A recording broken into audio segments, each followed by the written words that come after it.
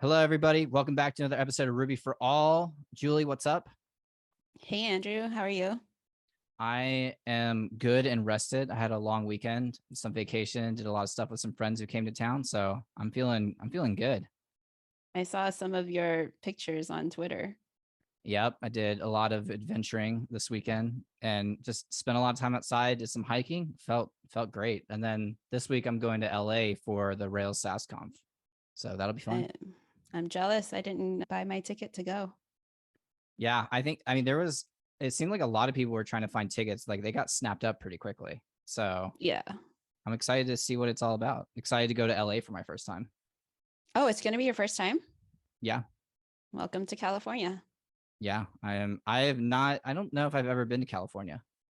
So Uh, first time. cool.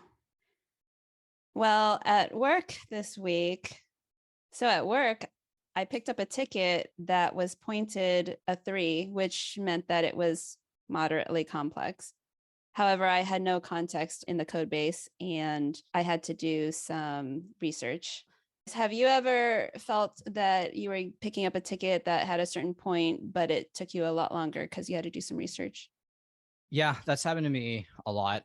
I think it depends on the company. Some companies are just fine with that there's like this part at the beginning where the developer has to like figure out the context and figure out the code and this and that. And I think for a lot of like I'm on support this week, so this is a good question. But I think for a lot of tickets, if your company does a lot of work upfront to like make it easier to find things, like they have really good documentation or the code base is well documented or this or that, then that can cut down on the time required to do it. But what I tend to do is if I figure out like this ticket has like a bunch of research, like it's not just me like needing to figure out what has to happen, but there's like actual research into what's happening and to like maybe what the actual fix is before implementing the actual fix, then I might split that ticket off into a separate one and have one ticket for investigation and one for the actual fix.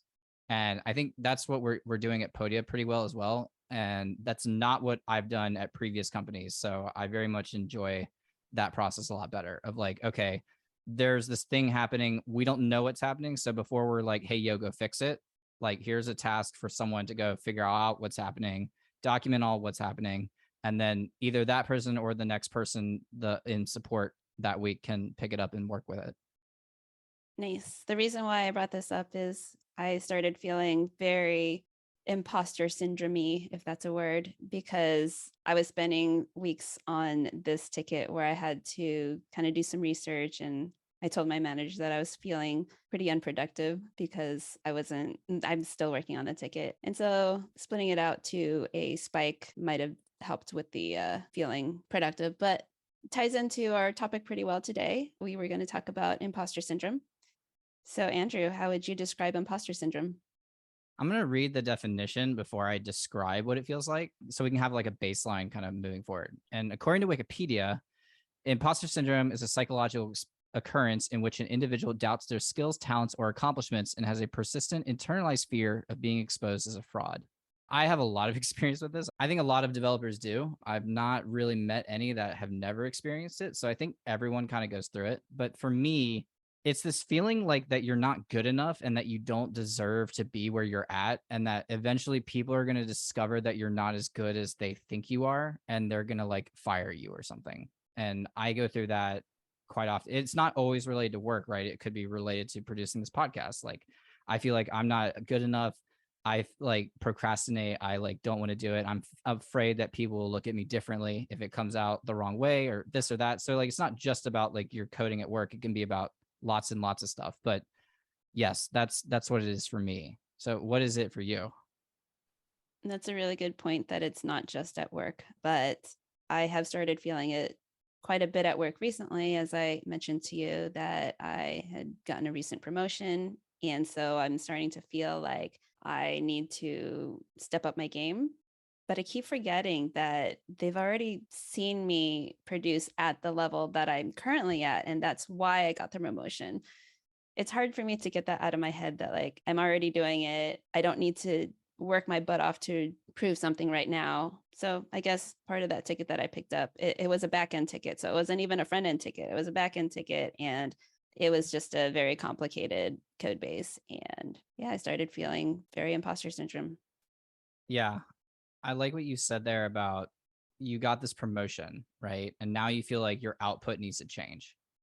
And that's usually where I experience it. Like one time I left a company for a while and, went to a few other companies, but then I eventually came back. And when I came back, I was at a much higher pay rate, just because of the experience that I garnered while I was away.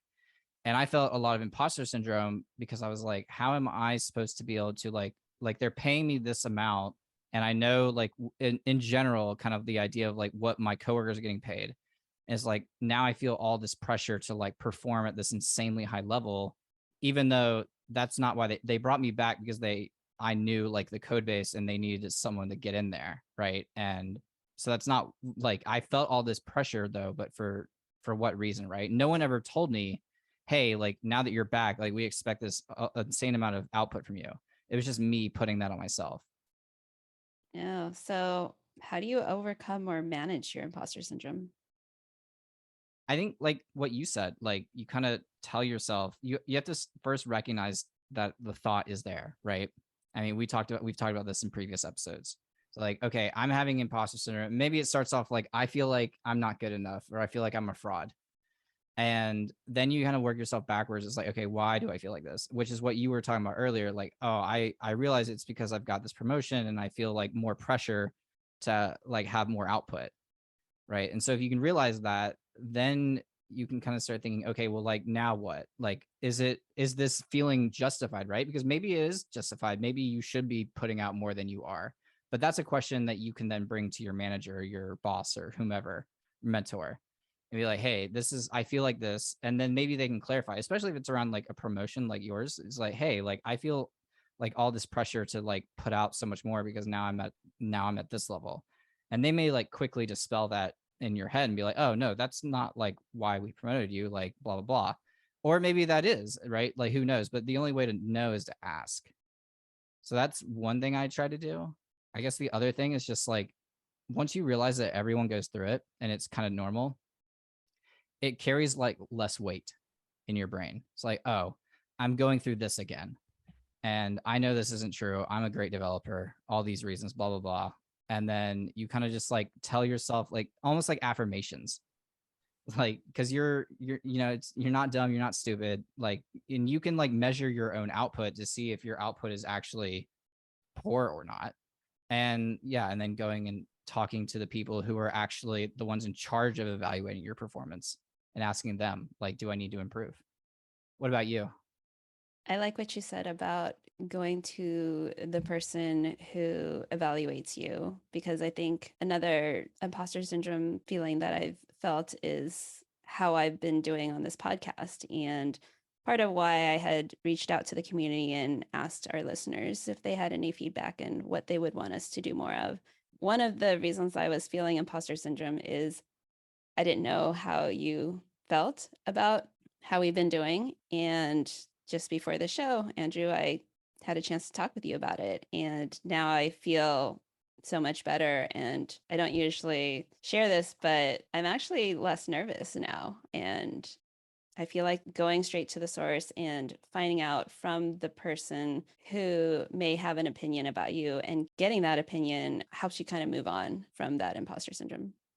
Yeah, there's no like blank space for your brain to just take up and just run, especially when you have like ADHD. And that's what I thought of when you were talking about your ticket earlier. It's like when you like have all this like investigative work in front of you, like your brain is like, okay, what direction should I go? And it starts going in like every direction at the exact same time.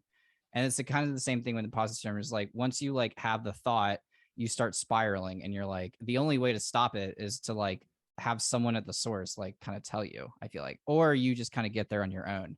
And some people are not great at providing that feedback, right? Because like I didn't know that you felt like that because I'm not a per, like great perceptually at something like noticing that. So I wouldn't have known had you not told me. And then once you told me, we got to talk about it, and I think we both feel better about it now, right? And so that's kind of the same thing with like a manager. I did end up talking to my manager last week about how this ticket was taking me a long time. And my manager also kind of suggested, hey, maybe we could put up a spike ticket, which is like that investigative work type ticket that you had mentioned. And after he mentioned that to me, the imposter syndrome kind of went away because I didn't care about another ticket to document my work. I just cared that my manager knew that I wasn't sitting here doing nothing. So Right. that also helped. Are there other ways that you kind of manage it?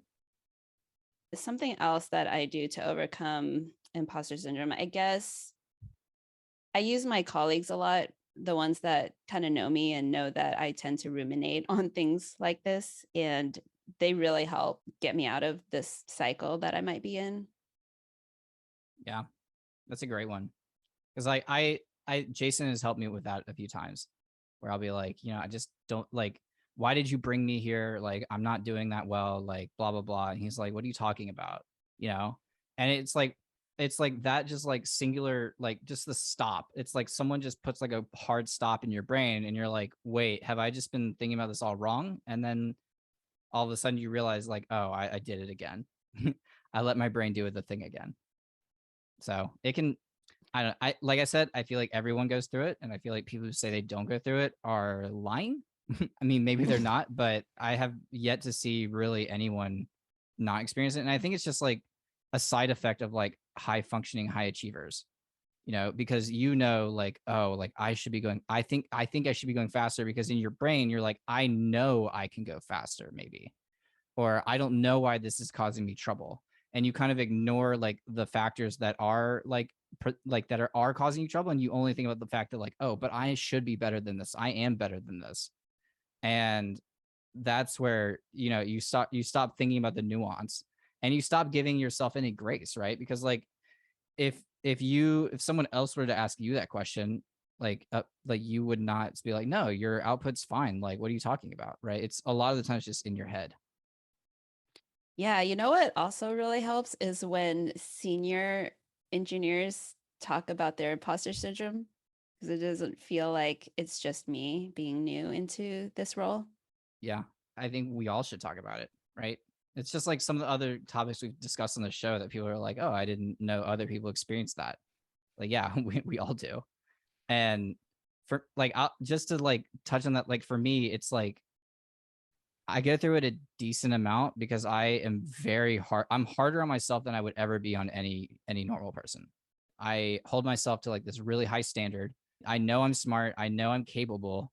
And when the pieces don't come together, I have like this internal catastrophe and just start spiraling. And I'm like, I'm not smart enough. I'm not good enough. Why did they bring me to Podia? I'm not producing what I need to produce. Like, this is embarrassing. Like, I am now, and then I get afraid, like, what they're gonna figure it out, like that I'm not that good. And then you just start spiraling more and more and more, and then that leads to like more anxiety, more depression, more procrastination, because you're like, if I confront this thing, then it's like you're scared, and your brain's like, no, I need to protect us from that like potential pain. So you just avoid it, and then the problem almost like worsens, at least for me. So yeah, I think it is important for seniors to talk about it, like, because like I keep saying, we all experience it. And so yeah, the more people talk about it, the more normalized it can be. Does it help you if I tell you that you are smart enough? Yes, a little bit. It's I think you probably relate to this. It's like no matter how many times like you or my boss or like former bosses or former coworkers tell me that, it's like in that moment you forget everything. You forget all of your accomplishments. You forget all of the wins. You forget everything. And so that does remind me of one way I do like to like combat it, which is like writing down your wins. Like maybe at the end of the week or the end of the month, like what wins did I have this week? How am I better than how am I better now? Like, what was I successful at? And then all of a sudden you start seeing all of these wins, and like your failures list is so small, and you're like, maybe I'm not that bad, I think you this know? ties in really well with getting my coworkers to lift me up, is that they can remember my wins much easier than I can. And it's easy for them to kind of pull me out of this poor cycle. Yeah, because we focus on our failures a lot more than anyone else does. And it's hard to remember that, but yeah, asking coworkers for some advice, some praise, maybe. I mean, I don't think some people may think, oh, well, that's kind of like vain or arrogant of me to ask that, but I don't think it is.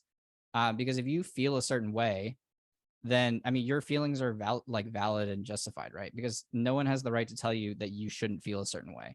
So I feel like it's totally acceptable and fine to ask your coworker. And I feel like the majority of people are going to be like, "Oh yeah, like I would be happy to help you with that." And I remember all these wins you've had, and I remember like how much better you are than last year, whatever. So yeah, I love that you keep going back to that of like talk to the people close to you, talk to the people around you, talk to the people who give you feedback. You know what else I did recently? What? I was working on my complex thing, and so the tests are very complex. And so I was working on the tests, and I was like, I don't get this. So I tweeted out, I suck at tests or something along those lines. And the amount of responses stating like tests are hard, everybody is still learning how to write tests, like that kind of stopped my negative cycle of thinking that I'm not good enough like right away. And people offered to pair with me. I was like, this is amazing. And during the pair, I didn't feel like I was stupid either. Yeah, that's great. It's great when the community can also act as like a buffer for that, because testing is hard. Like it, I don't. It has only been recently in my like 4-year career that I've been like, okay, I think I finally get testing. And I spent like at least the first 2 or 3 years, like I'm like, I don't understand. Like I get it, but like I don't get it at the same time. And like these different frameworks and like, what's a good test and what's not good to test and all this other stuff. So I feel like I feel like people struggle with that one for a long time. And you are definitely not alone. Because like I said, I still struggle with that too sometimes. A former kind of manager of mine had also mentioned to me that they didn't write like good tests in the first 3 years of their programming career. So Yeah. Yeah. It takes a while. It's hard, right? Like it seems trivial, like because it's just something that happens every single day, like tests come in and out of your repo. But like it's hard to write good tests. And there's like a science to it almost. So yeah, I mean there's a lot of people like who make their career off of just talking about testing. So I mean, it's hard. Do you think like social media has like an impact on our imposter syndrome? negatively or positively? Both. I definitely think that it has a positive impact in that like our Ruby community is quick to squash any of my negative thinking. But at the same time, if I'm reading through some feeds and I see these people are working on all these different things and I'm over here having no idea what they're talking about, that sort of leads to my imposter syndrome again. Yeah. And I, I don't know. I usually kind of just pretend that I didn't read it to to combat it. How about you? I often find myself thinking, how would I have ever known how to build that? Or how can I ever get to the point where I'll know how to build that? And I don't think that's really fair to myself because like when I need to figure things out, I can. But I experience that a lot when I see people doing really cool stuff online. And I'm like, I wouldn't have been able to do that. How did they do that? Like, how would I ever, how would I have known how to do that? And it's like, but they were in that position too at some point. Right. So I feel like I should be farther in my skills and career than I am, and that's not fair because I've only been doing this for 4 years and I'm comparing myself to people who are doing it like 12, 20 years, right? So I fall into that a lot of comparing myself with other people. And that definitely does bring about a good deal of imposter syndrome. And it's hard not to. I mean, especially where I'm at, where I'm like, building the Ruby Radar newsletter and I'm seeing all this really cool stuff people are putting out. And I'm like, what about my output? And I'm like, it's not where I want it to be. And so I think that comparison is like the death of joy or something like that. Isn't that a quote? Something like that. I think that's I've, where it comes up for me. I have not heard of that quote, but I also haven't heard of many quotes. Comparing yourself to other people is such a hard thing for me to remember not to do because I'm comparing myself all the time at work. I'm technically a back end engineer, but I'm comparing my output to our front end engineers and they're seniors. And also, I'm still learning front end. So I can't really compare myself to them, but yet I still do. I need to remember to not compare myself to them, but to look back and compare myself to who I was maybe a year ago. Yeah, it's hard when you're surrounded by really smart people to not compare yourself. But then that's why I try to remember, like, but this person's been doing it for 10 years. This person's been doing it for, 8 years. Like this, they've got more than double my experience. And that helps sometimes, but it still, like, when you're given a certain title, it can feel like you're supposed to have the same output as someone with that same title, which is not fair or true either. Right? Because different people are good at different things. Different people are at different points of their career path. I mean, and labeling someone who has 4 years of experience versus someone who has 15 with a senior title, that's not really, that can definitely contribute to imposter syndrome. It's like, oh, I should be doing this much, but that's no, and no one expects that from you either, right? It's just your head telling you that. What I do like is being able to reach out to those people and asking them to pair with me so that they can instill some of their knowledge Yeah. much faster than I could on my own. Yeah. That is a great, I think that's what helps me get over imposter syndrome too sometimes. Is like if I can't figure something out and I start pairing with someone and then I start kind of brain dumping like what's going on, like what I've tried, what I figured out, it makes you realize like, oh, I don't not get this. I do get this. It just took it's like a rubber duck or another person to like pull it out of me. We've kind of talked, like, we're getting close to the end, and we've talked about what it is, how we experience it, what social media has an impact on it. And do you think it's like affected your career at all? Like, do you think if you did not have imposter syndrome, you would be in a different place? I definitely think that if I didn't have imposter syndrome, I probably would have taken more risks. Like, I feel like I may not pick on a ticket because I think it's too hard for me when I probably could have figured it out. How about you? I think it has, because it just like you said about risk. Like there are risks, more risks I would have taken if I didn't have it, and there are times where I've been a lot easier on myself.